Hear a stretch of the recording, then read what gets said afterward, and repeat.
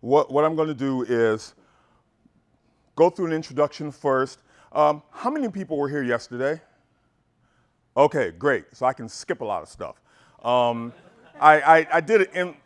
I did one part yesterday talking about credentials and stuff like that because a lot of people ask me that. Who are you? All right, so I put that up there. So I'm going to speed through that. If anyone wants to see that in detail, all of this is recorded. My presentation is terrestrial and celestial verification. Learn how to verify what we are taught about the world and beyond. So we know we live on flat Earth. We know it's covered with a dome. We know these things. We know there's no curvature, blah, blah, blah. But how do you show people, yeah, I need to do this, or I won't have a voice. How do you show people the evidence of that? So what I want to do is basically just let loose with this, because usually I'm beating around the bush, blah, blah, blah. I mean, I'm trying not to hurt people's feelings and being all careful and all that. So I don't want to do that today, all right? So let's start with some truth claims. So we have here our glorious Earth. We have our spinning ball where we all live, right? Okay, so this is what we're taught from day one, that we live on a spinning ball and the water stays on it and everything, even though it's spinning 1,000 miles an hour. No, we do not. We do not live on a ball. The Earth is flat, covered with a dome, supported by, yes, thank you, covered with a dome, supported by columns, just like what Scripture says. And most of this can be proved easily, all right? So now we go to the greatest achievement of mankind, where we actually landed on the moon. How awesome is that? Where these guys come, they played golf, and they picked up rocks, and they planted the flag. It was just awesome. Never happened. All right? They did not land on the moon. They cannot land on the moon. It is not a floating rock. Okay? So we're going to talk about that. So now here, we have our glorious solar system where the sun is flying through the galaxy, the Milky Way galaxy, the speed of a bullet, and dragging all the planets behind it. We are a speck living on a speck in a backward solar system. Not all fake. Solar system does not exist. The planets are not something you can land on. This certainly isn't happening. Looks great though. Okay? The animator, I applaud him. Yeah, that's my sound. That's bunk. Okay? But the animator is awesome. Okay, I love that animation. That's actually version 2. You should check it out. All right, now, we have a giant cosmos. It's ever-expanding, infinite cosmos. That means there's aliens out there, and they're coming to get us. All right, eventually, they're going to come, they're going to discover Earth, and they're going to attack us and kill us all. All right, it's just a matter of time. Nope, not going to happen. Ever. There are no aliens. Why? Because there's no place for them to come from. Okay, so the little green men or the Pleiades or whatever, they're not going to come get us, so fear not. This is my favorite, okay? I had to actually do some editing to this one and add some music. So that asteroid's coming. You have all these celestial objects flying throughout the cosmos, and eventually we're going to get hit. And when we do, it's going to be nasty, all right? Count your days, you're all going to die. So this is going to happen to the Earth eventually, and it will be the extinction of mankind. Because if there is an ever-expanding infinite cosmos, logically, one of those rocks are going to hit us, okay? And that's what's going to happen. No, it's not.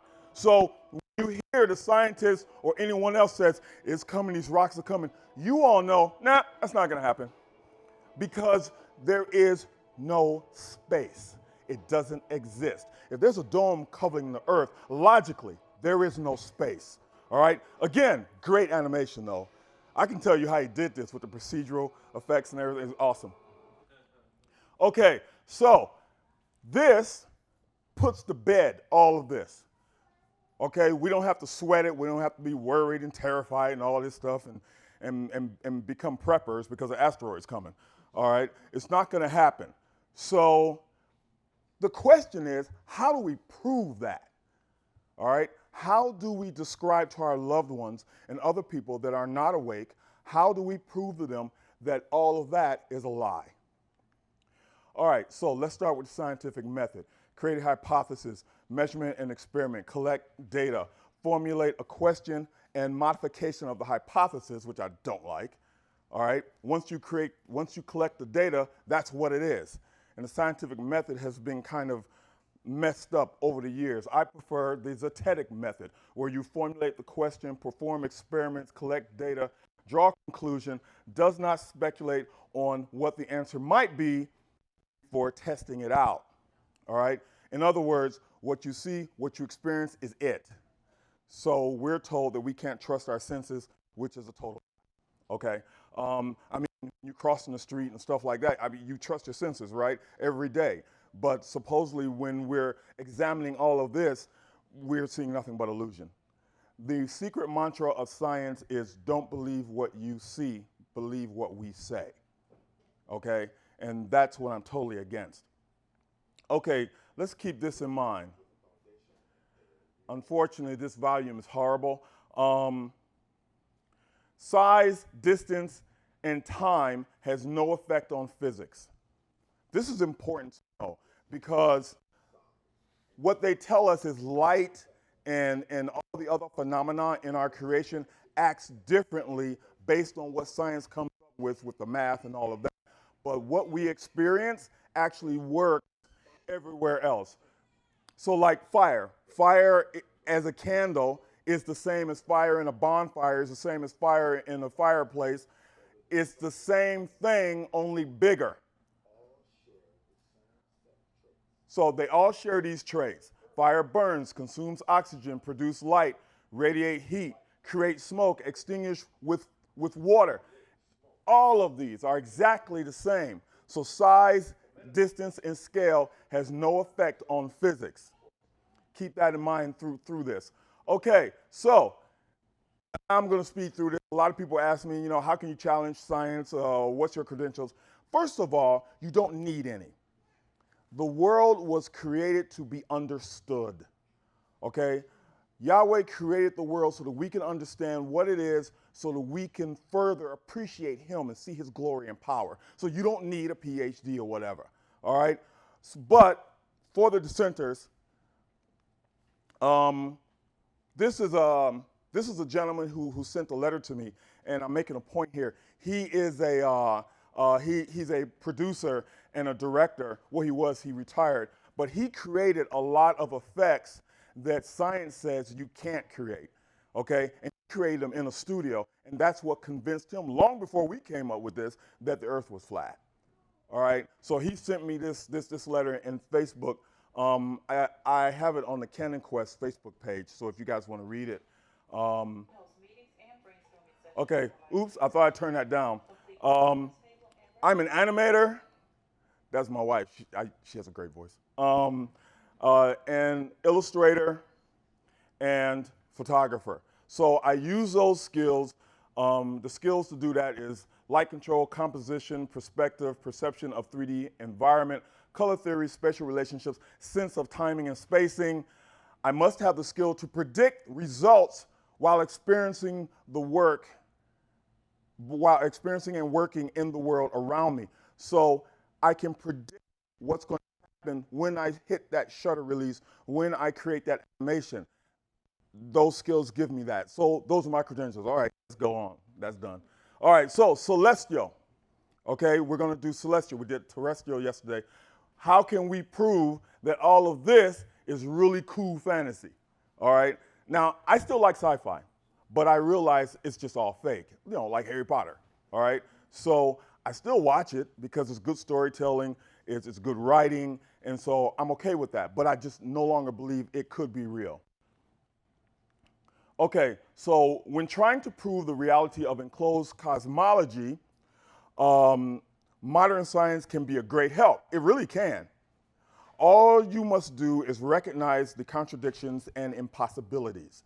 NASA can be your greatest ally because they're really sloppy, okay?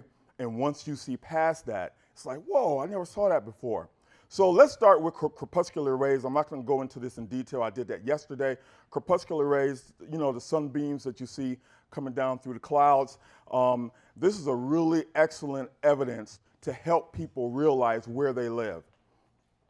This is NASA's view of crepuscular rays. They say that crepuscular rays are really horizontal light beams coming down, and what we're seeing when the beams spread out is just an illusion, all right? So this is what they say is actually happening. Yeah, this is actually happening, but these aren't rays of light, those are shadows, okay? And also, this is just a high altitude photograph when the sun is at a sharp angle to the clouds and it creates long shadows. That's all it is, okay? But they're saying there's something else. So here's another view of it. All right, so this is in Maui, Hawaii. In order to create crepuscular rays, they say that you actually have to have perspective. What you're seeing there is perspective, okay? And just like when you see railroad tracks, and I went through this yesterday, but perspective is point of view dependent only. You cannot see those railroad tracks descending into, converging into the distance unless you are right in line with those tracks, okay? So, but yet the viewer is nowhere near. In order for perspective to work on crepuscular rays, you have to be directly under, okay? You would not see that. So it has nothing to do with crepuscular rays at all. All right, this was shot yesterday, right there out there on the beach. So, as you can see, I'm standing on the beach. I'm not in the water directly under the rays. Okay, I sped it up a little bit to show how cool it is, and that was a cool scene. Yeah, it's a sunset right out there on the beach. So, as you can see, the rays are coming through the clouds. In order to have crepuscular rays, you need the proximity of light, you need an obstruction, which are the clouds, and you need a particulate, which in this case is probably mist, okay, or fog, a little bit of fog. And so that's what creates crepuscular rays. That was a cool scene. Oh, by the way, I don't know if you noticed it, but the sun when it was up here was larger, and here it's a little smaller because the Earth is not rotating, the sun is actually going away from the viewer, okay? So the crepuscular rays prove solar system does not exist because if the sun is in the midst of the clouds, then that means it's in our air. According to scripture, it's under the dome. So without a sun to keep all these guys flying around, there is no solar system. All right? The Earth is geocentric. Okay? So crepuscular rays also prove that the Earth does not move. All right? The sun does the moving.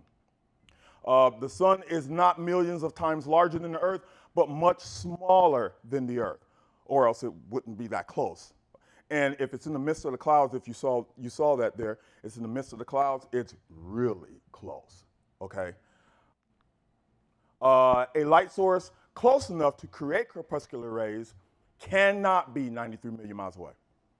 Because in order to create those rays, you need a close light source to the obstruction, very close, all right? So it can't be 93 million miles. The sun is not a giant radioactive burning ball of hydrogen, or else we'd all be dead, because it's so close. Matter of fact, a little test here. Next time you feel the heat from a fireplace and then feel the heat from an electric heater, if you notice, they feel different. They're still hot, but the fireplace and electric heater has different type of heat. And I mean, this is just a speculation from me. The sun kind of feels like the electric heat, okay? It doesn't feel like a fireplace heat. So, something to think about. Okay, so this is pretty cool. I don't have the pilots, but they were freaking out because they were flying above the clouds and the sun was under the clouds. And they were like, that's not supposed to happen. I mean, you should have seen them. They were looking at the camera, look at this. And they were smiling. They thought it was way cool, which it is. But the sun is under the clouds. Now, somebody actually told me, no, it's just at the horizon. No, there's a horizon right there. There's the sun right there. Okay, so, just deal with it. It's under the clouds. So if the clouds are interacting with the sun and the moon, because there's plenty of video to show that, they must be local light sources. The sun cannot be 3 million miles away. This moon cannot be 239,000 miles away. And besides, can you see 239 miles away? Okay, come on. You know, unless we all have Uber sight. I know I don't. All right. So, okay, so man's sight is near infinite. That's what science says. They demonstrate that we can see in the cosmos. Okay? Oh, you see that square around there? That's not supposed to happen. All right, so, and this is from the Hubble. All right? And I didn't know the Hubble was a zoom lens. I thought it was just fixed focal length, meaning just one focal length. But clearly it's a zoom lens. I didn't know that. So according to modern science, we can not only see the sun at 93 million miles and the moon at 238,000 miles, but we can actually see this galaxy 13.26 billion light years. And that's it. Is that not a beautiful picture? Okay. Oh, by the way, 1 light year is 6 trillion miles. And that thing is 13.26 billion light years. And they can actually see that. Okay? So here's a shot I took with the P900. Oh, I'm going to mix a little photography in this because I'm guilty of not teaching enough photography to this group. So I kind of squeezed it in here, okay?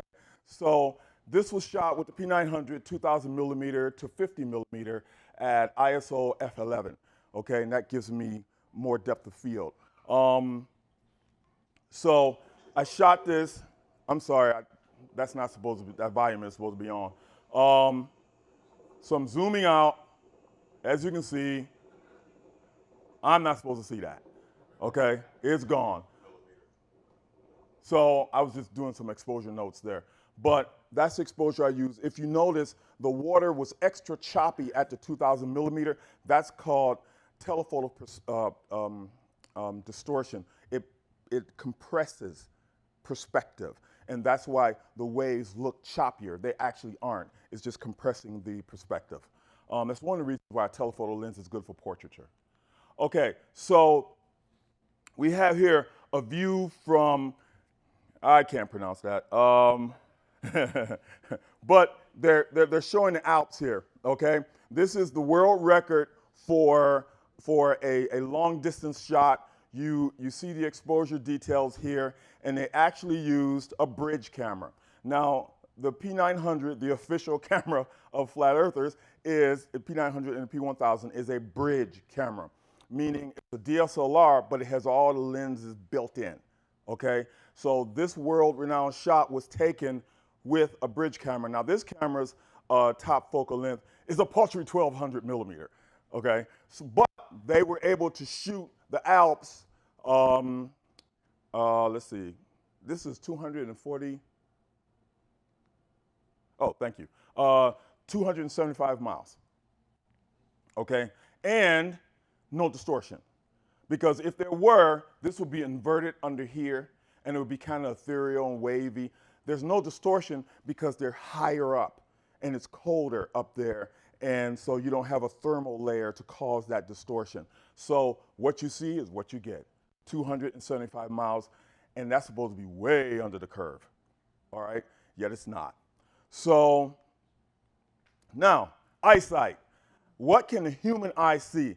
Now, according to science, we can not only see trillions of miles, even when we're looking in our backyard, looking at the stars, we see stars that are trillions of miles away, but we can actually see back in time. Did you know that? Okay, when we see those stars, we're literally seeing back in time, all right? I don't know about you, but I can't read a license plate 2 houses down from me, okay? But we're supposed to have time machines in here, all right? So just to show that, this is our street, okay? So I just did a license plate. That's the real size of a license plate. And then I'm gonna walk back. I edited it a little bit, so we won't have to sit and watch this. So all right, you can read that a little bit, right? That's 1 house away, all right? That's 1 house away. So then we go here, that's 2 houses, All right, it's getting kind of bad. Some of you have better eyesight than I do, but that's not going to happen. That's house 3, okay? So if we can't see that, all right, so basically our uber eyesight is only effective in space. I don't know, you know? So, all right, so the human eyes do not have the ability to resolve images beyond the perspective convergence point, okay? So resolve meaning detect an image beyond the point that perspective converges, all right? Even with a long lens, you can see more, but there's still limits, and it can't go beyond that point, okay? Even with increased elevation or optic enhancement, meaning long lenses, binoculars, telescope, our sight is limited to hundreds of miles, not trillions, all right? So, okay, so that deals with the eyesight thing, okay? Sorry, you don't have Superman sight. So it's just not true. All right, let's deal with vacuum versus the atmosphere. This is a really good celestial proof of where we live, or the non-existence of space. So you have here the Earth, the atmosphere, and the vacuum of space, okay? So the infinite vacuum of space exists adjacent Earth's atmosphere. And what we're talking about is a pressure system existing against a non-pressure system without a barrier, all right? All right, they say that's what exists. Okay, look at this. You have all the different layers of the atmosphere, blah, blah, blah, and then pop out into space, okay? So, by the way, a vacuum is approximately 10 to the minus 7 torr. What that means, vacuum is measured in torr, and outer space is the most extreme. We're talking body-ripping, blood vessel exploding death, all right? That's what this is, okay? So what they're saying is the Earth's atmosphere exists adjacent to that, and that is infinite. The size is ever-expanding infinite cosmos, which is a contradiction in terms, by the way. Ever-expanding infinite, pick one, okay? You can't have both. So that's what they say. That's how we keep the atmosphere. I mean, it's gravity holds it down, but we'll deal with that. So how does mankind deal with extreme pressures in order to stay alive when they're exploring? A submarine is a very good example. A submarine is in the reverse, but it still works. So what a submarine does is it protects their crew against the pressure of the water, which is basically the weight of the water going down on the sub, pressing on the sub, okay? You need a solid barrier to protect the pressure in here from the pressure out here. Man needs 4.7 psi to exist. That's why we all don't explode, okay? So the Earth is 4.7 psi. So that's what's in the sub. And then this pressure here is crushing pressure, all right? So, all right, submarines are designed to protect the crew from crushing pressure, all right? Now, this is the ISS, well, not the ISS, but this is what it's made like, okay? This is 747, okay? So a 747 fuselage. And you see how thin the walls are, all right? So then, this is how a sub is made, okay? So it has multiple layers, how thick these layers are. That's to keep them from all dying horribly, all right? I mean, at the end of the day, it's about dying, okay? Space is literally unsurvivable. So in order to deal with the crushing depths of underwater, and these guys can go pretty deep, all right, you need this hull. You have to have a barrier between your pressure system and another pressure system, or in space, there's a pressure system and no pressure. You have to have a barrier, okay, in order for it to work. There is no other way. So I took some video of, hear that? Okay, it doesn't sound thin, does it? This is a submarine in Cleveland called the USS Cod, and they kept it to its original design. It's really fun to go into, okay? I've been there like tons of times. My sons and I love it. So then you have the hatch. All right, you remember this one, right? The floppy hatch, okay? Isn't that a hoot? All right, so So this is supposed to protect him. So he has to depressurize, to pressurize the chamber when he gets in that chamber. And what is that, made out of cardboard or something? I don't know what that is, okay? But here is the hatch from the USS Cod. Now this is an old electric World War II submarine. Look at that thing, okay? That's what you need to protect against pressure, extreme pressure variance. That's what you need right there. There is no other way. Cardboard doesn't cut it, okay? Listen, that's thick, man, okay? And I had to knock, it hurt, all right? But I did it anyway because I had to do it. See, I did that for you guys. So, so then, okay, dropped. Okay, this is a concrete. Now, this is a Mythbusters. I know they're not very nice to us, all right? But they make great videos, okay? This is to show you what a vacuum does, okay? It's kind of in the reverse, but it's the same thing. So this is a concrete block dropped on a tanker from 30 feet high.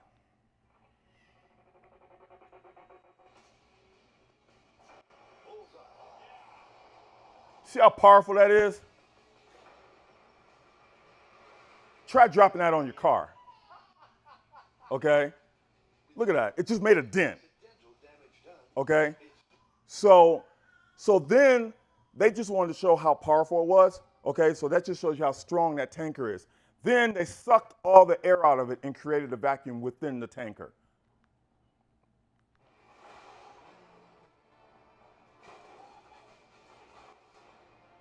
That's insane. Okay? So that's because the pressure inside was totally negative to the pressure outside, and it just crushed it. Okay? So let's look at that again. Here's another one.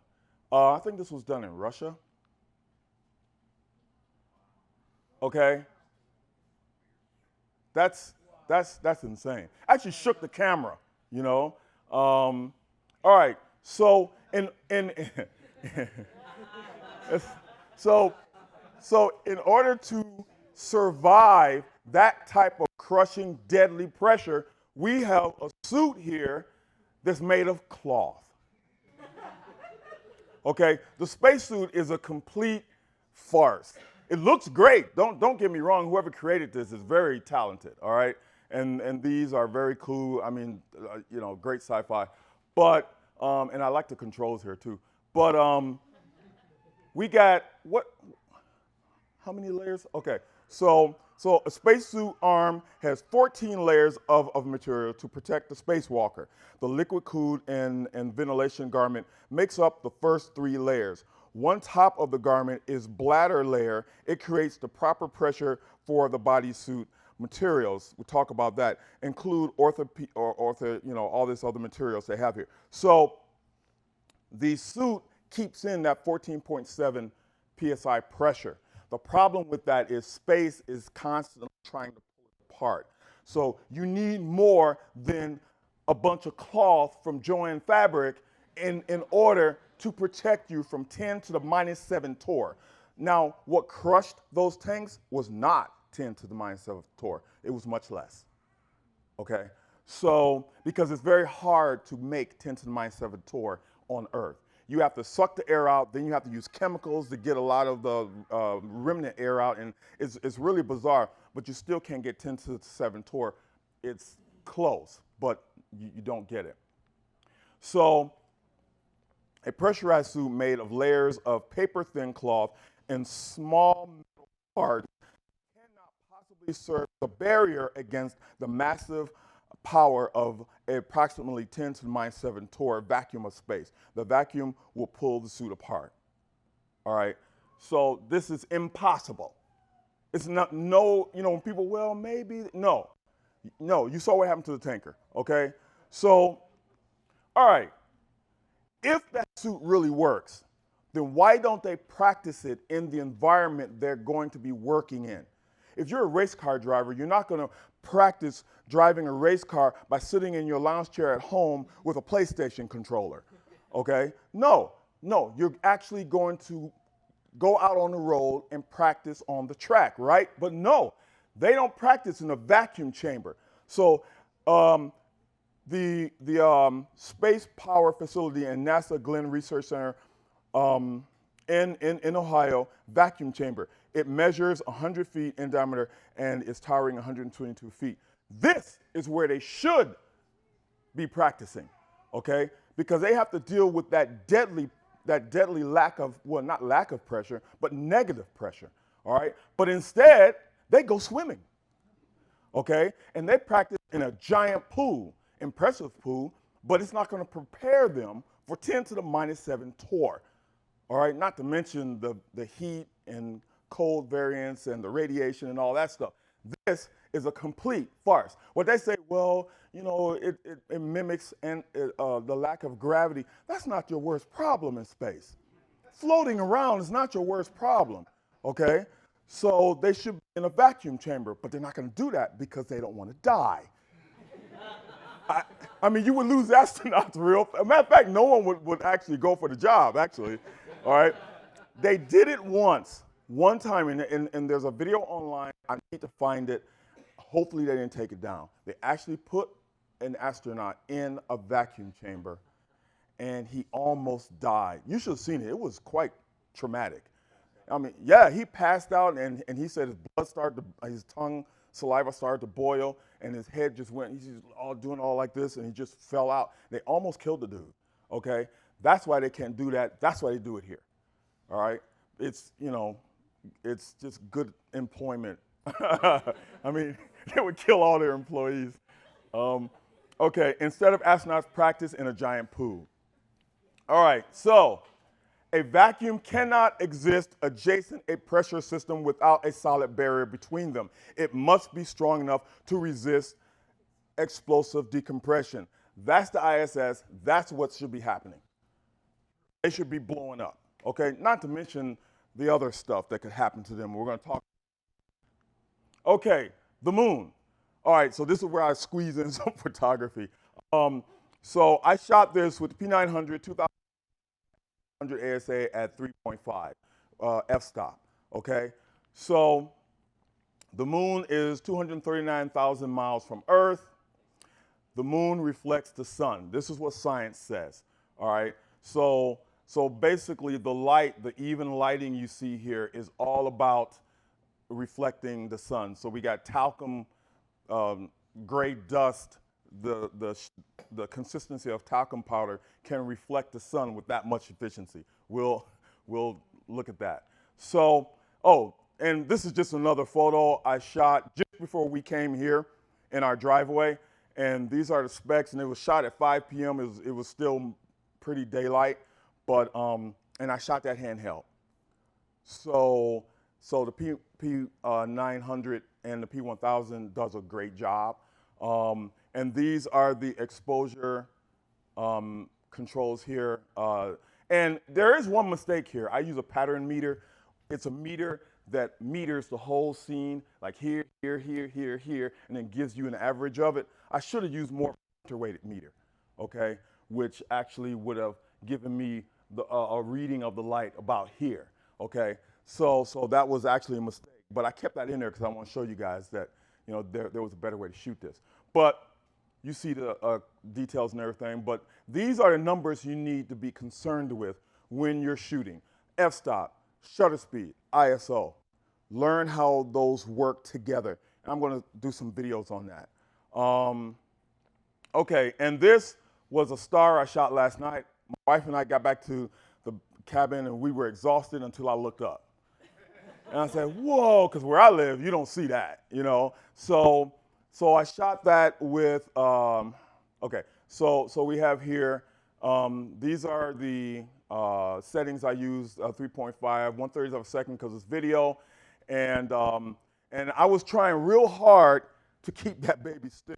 I had to actually hold the camera like this, like that, okay, in order to keep it still because number one, when you have it fully extended, the camera has a lot of camera shake. Keep it still, but admittedly, I was exhausted and the mosquitoes were having a time. So So, but that worked out really well. So this is the animation that I created. When you're putting light, shining light on a sphere, you're going to get a specular highlight, and you're going to have what's called light fall off. You did work for NASA. You know, it's that way. You know, I would have to sell my soul, but I could get rich. So that's when you're all right. So okay, so I'm just do a simple test here. So right here you see, and I should have got my small light. This is kind of big for that. There's a light in a plastic bag in the back. So I want to show on a globe, you're going to have a specular highlight, and then the light falls off, and it drops dramatically. We're going to show you what that does. That's why you need more than one light in a room. If you notice the lights back there, they're pretty bright, but they're not coming up here. Why? Because that's called light fall off. I don't need power with this. Okay, thank you. So, oh, you just throw it on. Oh, here, thanks. So, okay. So if you notice, all right, you see how the light drops off dramatically, okay? And you see that specular highlight, that bright highlight on the, that's how it works all the time. There is no difference. When you're lighting a sphere, that's what happens. When the light goes further away, that highlight becomes more diffuse, okay? It's not as bright. When it's close, you have less fall off, all right? It's not as smooth and soft, okay? That's how photographers do their job. They know how these lights work so they can predict the results. Okay, so, and that's how it works, period. There are no exceptions. So, okay, so we have here, this is the, I think that's the moon, full moon. And as you can see, the clouds are, this is going on to another proof. The clouds are in the midst of, the moon is in the midst of the clouds, okay? Clouds are at a specific height. So if something is in the midst of it, that means that object is at the same height as the clouds. I mean, you know, what other way would you see that? Now, a lot of people say, well, the clouds are, the brightness of this orb is causing distortion here and is fading the clouds out. Look how sharp that edge is. Okay, nah, I'm not buying it. All right, so what I did was created this little experiment here in the studio. So I dropped the exposure down, okay? And as you can see, you see where the light ends with the clouds, okay? So then you raise it back up, raise up the exposure, and as you can see, the clouds don't seem like they're changing position, all right? It's just, it will wash them out, sure, but they didn't change position. This is not back here, okay?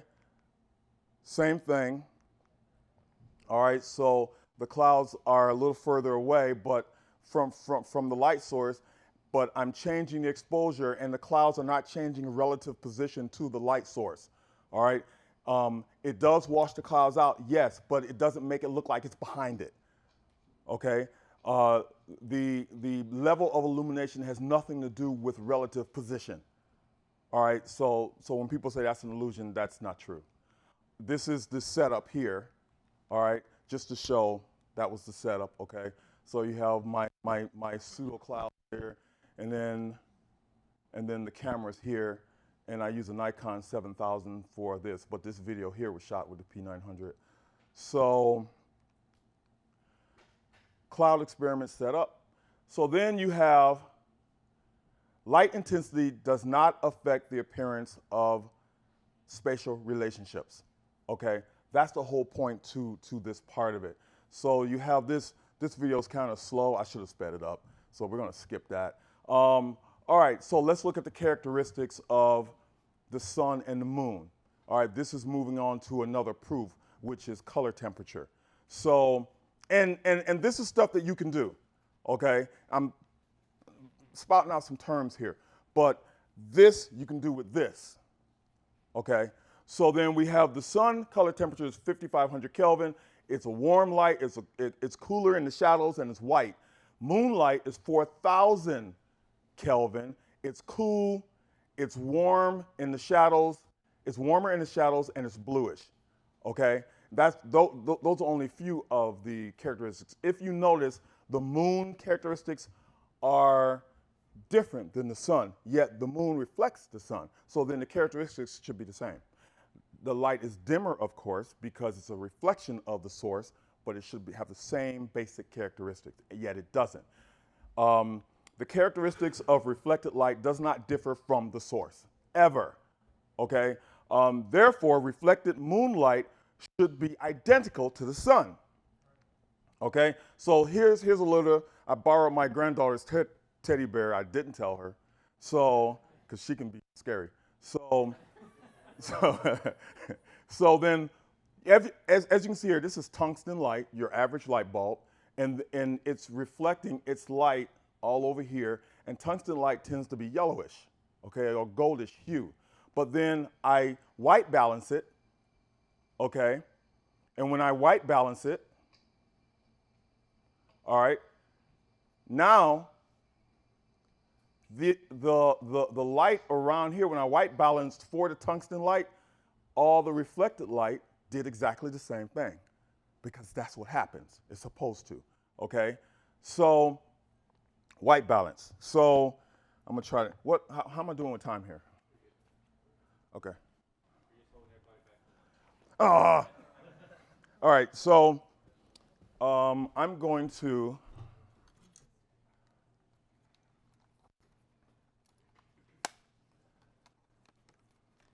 you can white balance. What I did was white balance the moon. That's where I came up with the 4,000, okay? The 4,000 is actually very similar to fluorescent light. Fluorescent light is actually almost the same white balance, the same color balance as very interesting, okay? So I'll probably not do this, but because I have more to show, because I had the tungsten light and the LED light. This is daylight balance, this is tungsten light, they're completely different. So what my point is that if a light source is different in its color balance from another light source, that means it's a different light source, which means the moon is its own light source, okay? That's what it means. So you can use that proof while trying to convince people of the truth. Okay, so the range of light.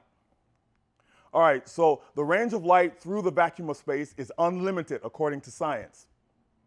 All right, so man's sight is near infinite. All right, at about 2.5 million light years, Andromeda galaxy is the nearest galaxy to the Earth. And there it is, okay? They took a picture of that. All right, now what's interesting is the yellow galaxy was just nothing but pixels. See, what happened is they hired somebody like me to do that, okay? And again, great work, all right? So again, that's what 1 light year is. So the full intensity from the light from the Andromeda galaxy travels to Earth, making this photo possible, all right? So the light has no fall off. Remember fall off? It has no fall off. And it travels this distance, okay? It travels that distance so we can capture that photo, all right? No fall off whatsoever. So this is what light fall off looks like, okay? This is called the inverse square law of light, where as it drops off, it loses intensity very quickly. These are actually the f-stops you need to capture a well-exposed picture within these fall-off zones. All right, photographers depend on light fall-off. They know how it works, and we use it to our advantage. Each doubling of the distance decreased the quantity of light by 4. Light fall-off is extreme, okay? That's why you need more than 1 light in the room, okay? So This is the, let's see. Now, why do I have that there? This is the, man, I forgot why I have that there. I shot that for a reason. Okay. Yeah. All right, so light fall off. I'm not going to show you that. I was going to use that board and show you the light fall off live, but basically the diagram did the same thing. That's what it does. Actually, you're seeing it now. The light back there, it gets it's brightest back there, and as it gets closer to the screen here, it gets dimmer and dimmer and dimmer. That's called light fall off, and it is very extreme. So, that's another subject. So that's why stars, the only way you can beat light fall off is add in a new environment or a new phenomenon, ergo space. Once you add in space, you can just do anything you want, okay? But in creation, light fall off rules, and you cannot get around it. You get a more powerful light. You still have light fall off, just not. Lasers are more concentrated, yet they still have light fall off, but it's not extreme because it's concentrated light. But you still have to deal with it. Now, these are satellites, okay? These are the amount of satellites that are traveling around the Earth. You saw the time scale there. So this is what's all around us right now, okay? And here's NASA. They say this is what's surrounding us right now. So at present, NASA is tracking more than 100 million pieces of debris or space junk orbiting the Earth at speeds of 17,500 miles per hour. It is estimated that some of these are within that size there, okay, 0.4 to 4 inches, all right? So, okay, there are that many satellites, almost 5,000 satellites orbiting the Earth each day. Okay, satellites travel at speeds of 25,000 to 2,500 to 18,000 miles per hour at various orbit speeds and directions. So you got a mess up there. Look, they're all going in different directions, different speeds, different orbits, okay? So the high-speed space debris and satellites are orbiting the Earth as a ballistic tornado. And that's why I call it a ballistic tornado. And because of that, okay, the ISS should be like riddled with a machine gun, all right? It should be ripped apart. Remember that one thing where one little micrometeor hit the ISS and popped a hole in it? And then an astronaut woke up and stuck his finger in it, okay? That was a base insult, okay? Because he's saying, oh, these people believe anything. Oh, he should have died horribly. His arm should have been ripped right off of him. Yet, he's Superman, okay? So all the debris around the Earth, that proves a lot, okay? You have here, this is what I call sex Earth, okay? So you can actually still get this image on NASA, all right? So I love this image because it shows how much artistry NASA has, all right? So you have all these different Earths, and a lot of people say, well, that's just exposure and color balance. Sure, but the continents are not going to increase in size. Rob went over this yesterday, all right? So I love this image. So then you have this image here, which is my favorite, and it has actually sex written in the clouds, which is literally impossible, okay? So then all you have to do is increase work. Okay. Okay, I actually had that. Okay, but you have to increase the levels and the contrast, and that word will come out perfectly. All right, I actually had a gradation of that. Yeah, and you have to rotate it. Thank you. And you have to rotate it, and then it will not be upside down, because right now it's upside down. So, ever-expanding infinite cosmos, a contradiction in terms. Choose one. This is what I thought when I was a kid. Space is a radioactive, burning, freezing cold, bullet meteors, airless, blood-boiling, vacuum giant, flying rocks, crazy place. Who in their right mind want to go there? I used to want to be an astronaut until I learned what space was. Now, this was when I was a kid. Now, I still believed in space, but I'm like, what idiot would actually go up there? Okay? So I was getting there. So, the evidence of the truth was designed by God to be easily understood, but at the end of the day, it comes down to what is willing to believe, truth or fiction. Not your view or my view, your truth or my truth. I hate that term, okay? It's truth or fiction. So don't accept, verify. Thank you.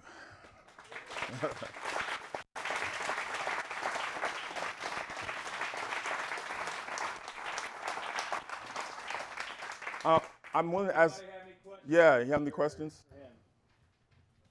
Yes. Yeah, no, I just wanted to let you know, I quickly looked up that video that you were talking about earlier about the astronaut who almost died. Yeah. I sent it to you on Facebook. If you were able to pull it up and want to pull it up real quick, Oh, yeah. or you can mess with it later. Paul on It's the totally up to plane you. has it as well. He has it on his slideshow, so you can grab it from him. Either way. Oh, okay. I can get that later. I don't want to hold anybody back anywhere from lunch. Yes. With all those satellites, how are they able to take a picture of the Earth from space and it be clear with no satellite showing? Not one ever. Okay. How is that possible? Not one. And how do they get the shuttle through?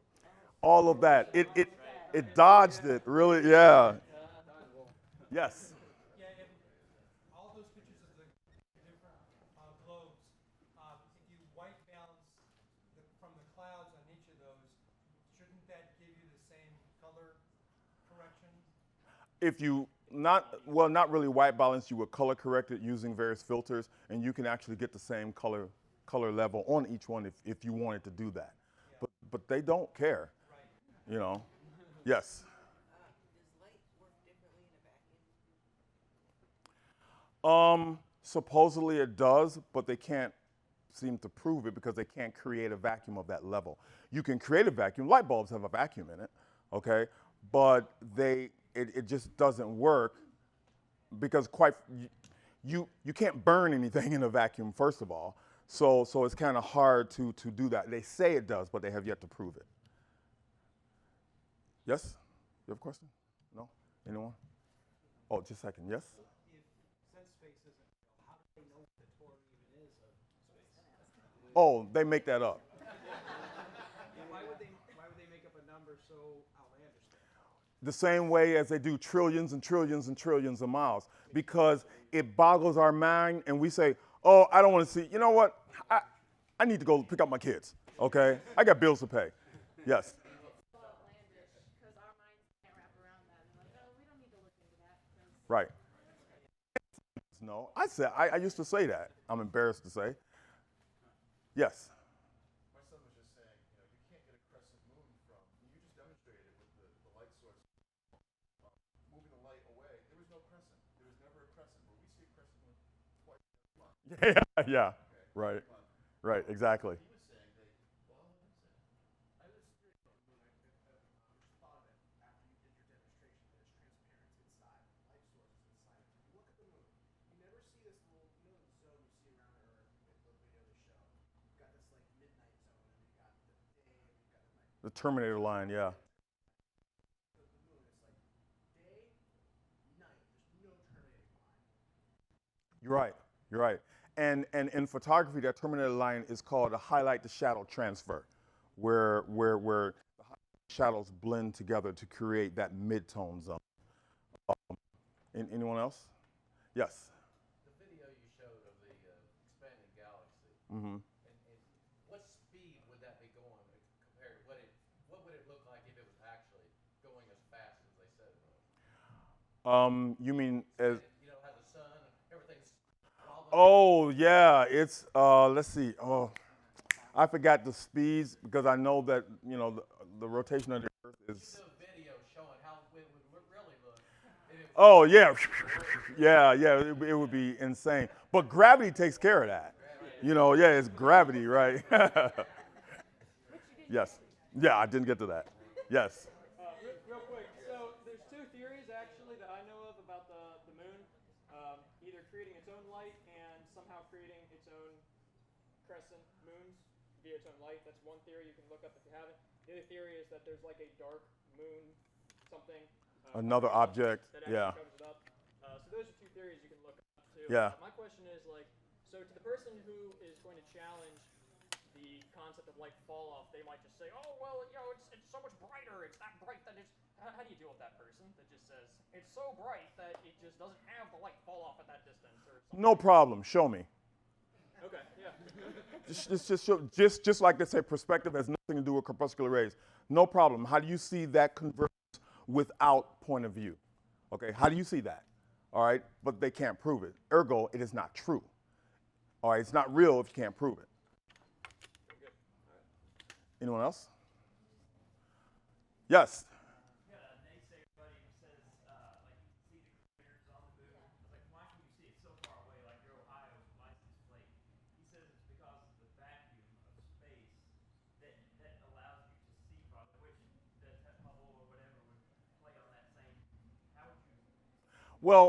Well, seeing it from here, you still have to go through the atmosphere, okay, in order to see that moon that's 239,000 miles away. So you still have that blanket of air to look through. So we're not looking through a vacuum. So how about like the Hubble? So that's past there, you know, past the atmosphere. So they can say It's space. It's magical. I mean, there's really no way around it. You could just do whatever you want, you know. Harry Potter.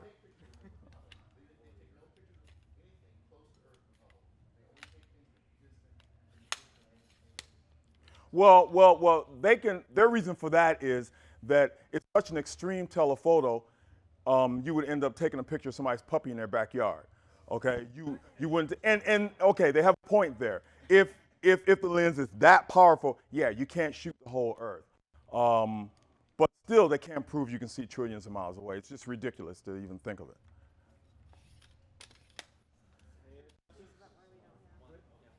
The moon and the satellite thing, wouldn't you see satellites in front of the moon also if they were up? You should see them passing in front of the moon constantly. You never do. Oh, by the way, when they said they saw the Sputnik, that everybody looked up and they saw Sputnik. You see the videos of Sputnik, okay? When it was rotating around the Earth, Sputnik was the size of a basketball, all right? And it was what was it, miles high? Come on, okay? And yet people were outside. There it is, because the news said they could. So you know it worked in their brain. I was driving when they said that there was a time last year, I think it was, maybe the year before, they said you could see the ISS. I remember I was driving from my parents to Huber, where I live, and I looked up out my window as I'm driving, and I'm like, yeah, you can see this light move across the sky. Supposedly that's the ISS. So I look it up, and it's like supposed to be like 3 football fields long or something at 300 or 400 miles. Something just utterly insane. I'm like, you wouldn't be able to see that. That's ridiculous. No. But we have Uber sight, so yeah.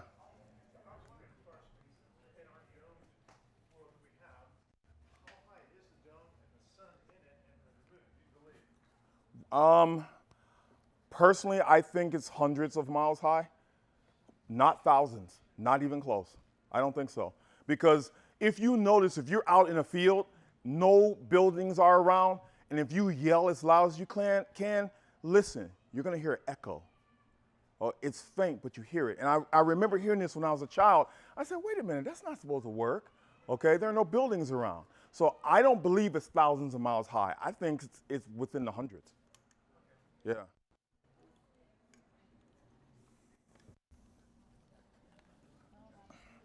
Thank you, everyone.